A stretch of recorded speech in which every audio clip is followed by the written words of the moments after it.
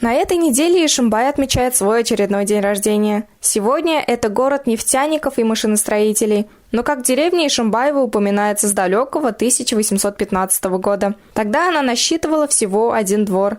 В 1900-х годах начались активные поиски нефтяных месторождений. По инициативе академика Губкина нефтяной институт направил в Башкортостан 3 геологические партии. Одна из них работала в будущем Ишимбае. 16 мая 1932 года, ударил первый фонтан нефти. Он залил много окружности. Люди одни радовались, другие не очень радовались. Думали, что кто-то нехороший посетил наши края. Но тем не менее нефтяники очень были рады. Первый фонтан нефти ударил как раз из того места, где сейчас находится нефтяная скважина, ласково названная в народе «Вышка-бабушка». Фонтан был высотой 36 метров, в течение 4 часов он дал более 50 тонн нефти. Эта скважина положила начало развитию нефтяной промышленности Ишимбая. Каждый нефтяник, у него здесь сапоги были, и вот в сапогах обязательно была ложка.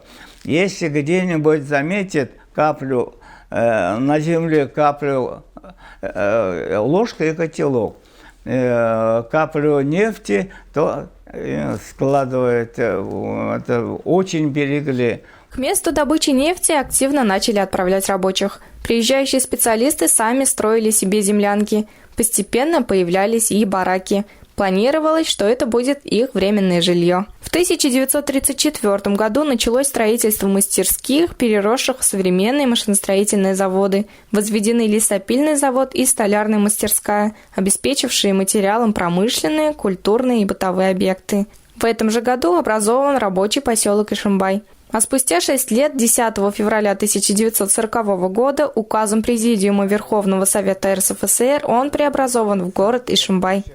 Об интересном и нелегком пути становления нашего города написано немало книг. Одна из них – «Ишимбай. Век 20» Владимира Игнатьева.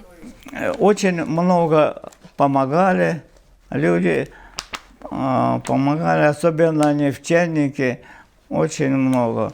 Хотели, чтобы их, в этой книге я и о других вещах написал, но в первую очередь, конечно, о нефтяниках. Книга представляет собой сборник художественно-документальных рассказов и очерков о жизни и труде многих поколений ишимбайцев, об их вкладе в становление нефтяной промышленности и других отраслей народного хозяйства. О славной истории Ишимбая, которая продолжается. Руфина Хужахметова, Ильназ Бекузин. Ишимбайское телевидение.